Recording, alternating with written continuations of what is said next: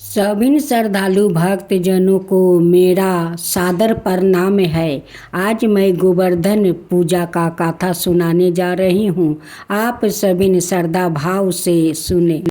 भगवान श्री कृष्णा बलराम जी के साथ वृंदावन में रह कर अनेकों प्रकार की लीलाएं कर रहे थे। उन्होंने एक दिन देखा कि वहाँ के सभी गोप इंद्र यज्ञ की तैयारी कर रहे हैं। भगवान श्री कृष्णा सबके अंतर्यामी और सर्वज्ञ है। वो सब जानते थे, फिर भी विनय मंत होकर उन्होंने नंद बाबा आदि बड़े बूढ़े गोपों से पूछा, पिताजी, आप लोग के सामने यह कौन सा बड़ा भारी काम में कौन सा उत्साह आ पहुँचा है? इसका फल क्या है? पिताजी, आप मुझे यह अवश्य बतलाइए। नंद बाबा ने कहा, बेटा, भगवान इंद्र वर्षा करने वाले मेघ के स्वामी है। वो समस्त प्राणियों को दीर्पित करने वाले हैं और जीवन दान देने वाले जल बरसाते हैं। इस जल से ही पृथ्वी के गर्भ से समग्रही उत्पन्न होती है। गायों को हरा हरा चारा मिलता है और जीविकों परिजनों की समस्या का समाधान होता है। मनुष्यों को खेती आदि प्रयत्नों के फल देने वाले इंद्र ही है। विभिन्न प्रकार की सामग्रियों से उनका यज्ञ कर हम इंद्र देवता को प्रसन्न करते हैं। ब्रह्मा शंकर आदि पर भी शासन करने वाले केशव भगवान ने नंद बाबा और दूसरों ब्रजवासियों की बात सुनकर इंद्र को क्रोध दिलाने के लिए अपने पिता नंद बाबा से कहा, कार्य ही पूजा है। मनुष्य को चाहिए कि पूर्व संस्कारों के अनुसार अपने वर्ण और आश्रम के अनुकूल धर्मों का पालन करते हुए कर्म का ही आदर करे, जिसके द्वारा मनुष्य की जीविका सुग माता से चलती है। वही इसका इष्ट देव होता है। इसलिए पिताजी, हमें गौओं, ब्राह्मणों और गिरिराज का पूजन करना चाहिए। इंद्र यज्ञ के लिए जो सामग्री इकट्ठी की गई है, उन्हीं से इस यज्ञ का अनुष्ठान होने दीजिए। अनेक प्रकार के पकवान, खीर, हलवा, पुआ, पूरी, जिलेबी, कालाकंद, मलुसाई, भुजिया, समोसा आदि से लेकर मूंग दाल तक बनाई जाए। ब्रज का सारा दूध इकट्ठा कर लिए जाए। वेद पाठी ब्राह्मणों के द्वारा भली भांति हवन करवाया जाए और उन्हें अनेक प्रकार के अन्न, गौ और दक्षिणा दी जाए। गौओं को चारा दिया जाए और फिर गिरिराज को भोग लगाए जाए। इसके बाद खूब प्रसाद खा पीकर सुंदर सुंदर वस्तु पहनकर गहनों से सजा लिया जाए और चंदन लगाकर गौ, ब्राह्मण, अग्नि और गिरिराज गोवर्धन की परीक्षण किया जाए। पिताजी, मेरी तो ऐसा ही संपत्ति है। ऐसा ज्ञान गौ, ब्राह्मण और गिरिराज को तो प्रिय होगा ही, मुझे भी बहुत प्रिय है। नंद बाबा और ब्रजवासियों ने कहा कि बेटा, हमें इसमें कोई आपत्ति नहीं है, लेकिन इंद्र महाराज नाराज हो जाएंगे तो फिर इंद्र के कोप से तुम्हें हमारी रक्षा करनी होगी।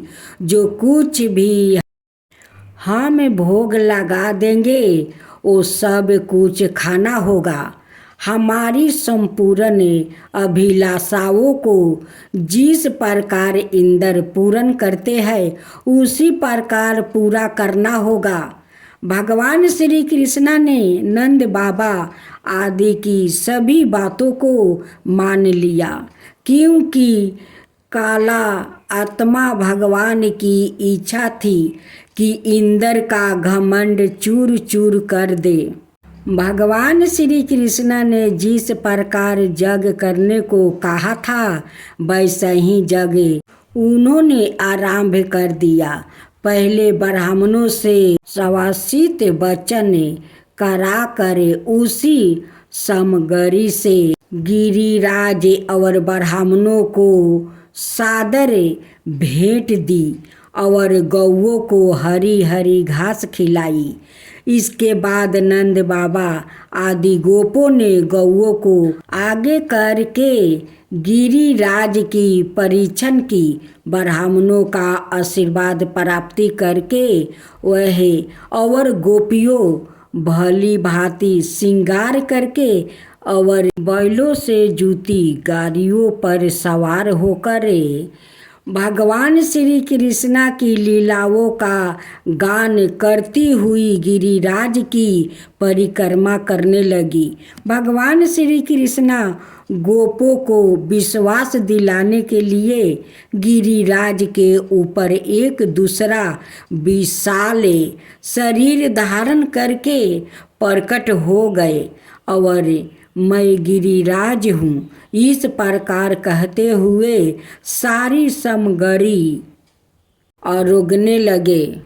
एक रूप से पूजत है, एक रूप से रहे, पूजिया साहस पूजा फैलाए, मांग मांग को खाए।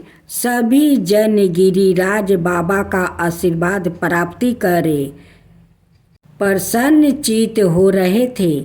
उसी समय देव ऋषि नारद इंद्र महो उत्सव देखने की इच्छा से ब्रज में आ गए।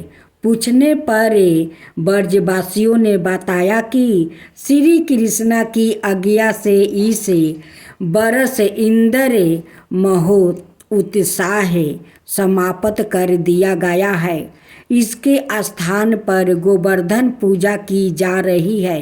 यह सुनते ही नारद उल्टे पांव इंद्रलोक गया और घृणा मुख मुद्रा में बोले, हे राजन, तुम महलों में सुख नींद की घुमारी ले रहे हो, उधर ब्रज मंडल में तुम्हारी पूजा समाप्त करके गोवर्धन पर्वत की पूजा हो रही है। इसमें इंद्र ने अपनी मान हानि समझकर मेघों को आज्ञा दी कि वो ब्रज में जाकर प्रलयकारी मूसलाधार वर्षा से पूरा गांव तहस नहस कर दे। प्रलयकारी बदले ब्रज की और उमर पड़े। भयानक वर्षा देख कर ब्रज मंडल घबरा गया। सभी ब्रजवासी श्री कृष्ण के शरण में जाकर बोले, भगवान, इंद्र हमारी नगरी को डुबाना चाहता है, अब क्या किया जाए। श्री कृष्ण ने सांत्वना देते हुए कहा कि तुम लोग गौओं सहित गोवर्धन की शरण में चलो, वो ही तुम्हारी रक्षा करेंगे। इस तरह से समस्त ग्वाल बालों गोवर्धन की तराई में पहुंच गया। श्री कृष्ण ने गोवर्धन को कानिष्ठ अंगुली पर उठा लिया और 7 दिन तक गोप गोपियों ने उसी की छाया में सुख पूर्वक निवास किया। भगवान की कृपा से उनको एक छेद भी नहीं लगा। इससे इंद्र को महान आश्चर्य हुआ। तब भगवान की महिमा का समझ कर और अपना गर्व नष्ट जान कर वह सवाए वर्ज गाए और भगवान कृष्णा के चरणों में गिर कर अपनी मूर्खता पर महान पश्चाताप किया। 7वें दिन भगवान ने गोवर्धन को नीचे रख दिया और इसी भांति प्रति बरस गोवर्धन पूजा करके अन्नकूटा उत्सव मनाने की आज्ञा दी। तभी से यह उत्सव अन्नकूटा के नाम से मनाए जाने लगा।